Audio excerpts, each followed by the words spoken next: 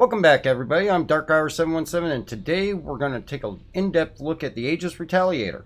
Before we get started, make sure to hit that like and subscribe button, and also follow on Twitch, and do not forget to get your entries into May's giveaway of the Consolidated Outland Nomad. Details are going to be at the end of the video on how to get those put in. As I stated, we are going to take an in-depth look at the Aegis Retaliator today. This is a ship that is packed full of nothing but things that go boom. The Retaliator is Star Citizen's most competent bomber in-game right now, though in all actuality, it has two versions. The version we all know and love in-game now is actually the Retaliator bomber. This is a sturdy, capable killer that can take advantage of distance and its large payload of 6 size 9 torpedoes. This is a ship that has several hammerheads, Idrises, and many smaller ships stamped onto its hull, showing off its confirmed kills. But there's actually a second variant of the Retaliator that is much more utilitarian. This would be the Retaliator base. Currently, if you have the base, you'll be using the loaner they give you, which is going to be the Retaliator bomber, because the base is not yet in game. Now, the difference between the two is the flexibility. You use modularity to change the purpose and interior spaces of the Retaliator to meet the needs that you are looking to fulfill. Modules that are slated to eventually be in game consist of a front and rear cargo module, torpedo bay, and living quarters, and for only the front there's going to be an available dropship module. With the front and rear torpedo modules, the front will carry 4 torpedoes while the rear is going to carry 2, matching the capability of the bomber variant. A link's going to be in the comments below to the page that's going to give you all the details on those modules, so check those out.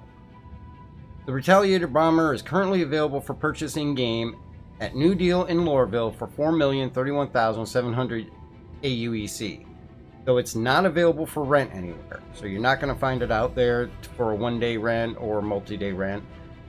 As for pledges, the base as well as the bomber are not currently available for pledge, though do often become available at ship sales and is expected to be available at the Invictus event this month.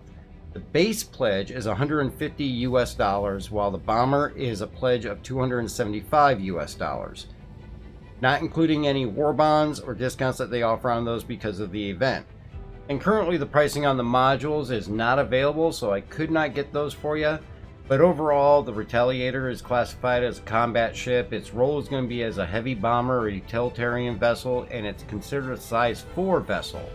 Its length is 70.5 meters long and a width of 44 meters wide and a height of 13 meters.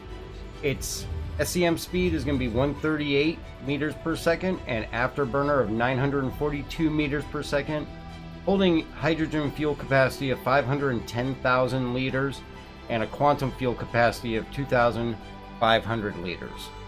Now, both the bomber and the base are expected to be equally equipped with the exception of the stock torpedoes on the bomber. Now, stock, the Retaliator is well equipped. They're going to have 2 size 2 full stop shield generators, 2 size 2 Maelstrom power plants, 2 size 2 Arctic coolers, 1 size 2 cross-field quantum drive. That's going to give you a Port Olisar to Hurston time of 2 minutes and 56 seconds, Port Olisar to ArcCorp of 3 minutes 38 seconds, and Port Olisar to Microtech of 4 minutes and 42 seconds. So not bad at all with the stock equipment. As for weapons, they're both going to end up having 3 dual size 3 man turrets with 11 series broadsword ballistic cannons, 2 dual size 2 man turrets with GT-215 Scorpion ballistic Gatling guns. The bomber is going to be stocked with 6 size 9 Argo 9 torpedoes.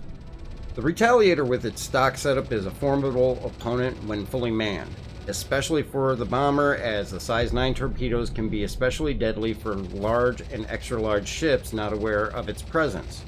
With the stock missiles, there's a maximum lock range of 50 kilometers and a minimum range of 1,000 meters. This allows the bomber to get in unseen and launch its payload before anyone realizes that it's even there. Now, without the torpedo payload, this can be very deadly still, though, only when it's properly manned, as the pilot has no guns to control and only has use of the torpedoes. So defense and close-in combat needs to be managed by a competent crew on board the ship. Or the pilot, if none are available, needs to just get the hell out of the area. Now, as far as improvements you can make, On the bomber loadout, there are two routes you can go. One is, if not concerned with reducing the signature and detectability of the ship, stick with the stock components. Not a lot of reason to change much, as goal is to hit them from a distance and get out of there. Or you can opt to go as stealthy as possible to ensure the enemy will have the most difficult time possible locating you. This would consist of equipping 2 size 2 Umbra shield generators, 2 size 2 Eclipse power plants, 2 size 2 Nightfall coolers, and personally I wouldn't even change the crossfield. It's a competent quantum drive and is highly capable, and the little bit of extra signature it's going to give you is not even worth more than doubling your transit times when you're going from place to place. Weapon wise, I would definitely change the torpedoes over to 6 size 9 Typhoons, as this will cut your lock time in half to just over 5 seconds. It's a significant shortened amount of time from the over 11 seconds that the Argos require. Now, as far as your locking distance, you still maintain that max range of 50 kilometers, but your minimum range actually increases to 2,600 meters. So be aware of that minimum range change with going with the Typhoons. Guns, personally, I would remove the broadswords and install 2 dual size 3 attrition 3-man turrets, 1 dual size 3 GT220 Mantis turret on the top, and then leave the GT215 dual turrets as they are, just as they come in stock. The recommendation for the base will be the same, except again for those torpedoes, unless you add that set of modules on, but you can follow the same recommendation for stealth as well as weapon loadout for the base as you do for the bomber. The Retaliator is a much loved ship within the verse and has proven itself time and time again through its performance. I believe anyone that enjoys playing and wanting to hide in the shadows will absolutely love this ship, and those that want some flexibility and ability to change purpose as they go will come to love the base model. While the ship itself is fun and wonderful experience to fly, it does have only a few flaws.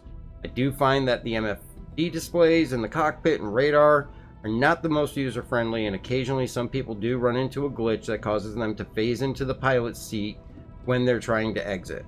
This can at times be worked around by emoting, jumping, or even going to a prone position, though this is not effective every time. I would say this is an amazing ship to incorporate into your org play, or just to fully man with friends and go out looking for bounties together. I hope this buying guide has been helpful for everyone, that those who give this killing machine a try do really enjoy it. Do not forget to get your entries in for May's giveaway, which will be the Consolidated Outland Nomad, which will be awarded on June 1st. Just hit the subscribe button and comment on any video, or follow on Twitch, and that will get you your entries in. If you do both, then you get 2 entries, double your chance. Also, don't forget, if you're considering an org, check out Amrock's Fang, as we specialize in anti-piracy and just going out and having fun without impeding others. Send in your application, we'll be more than happy to consider you. If you would like to support the channel, check out our Patreon page as well as our members page on YouTube. Lots of great rewards in there, and we'll also post links in the comments to both of those. And don't forget, we also have the merch store. Everything goes right back into our giveaway so that we can give back to you guys from all of those sources. Thank you again so much for all the support, and be good to each other out there, and we will catch you next time.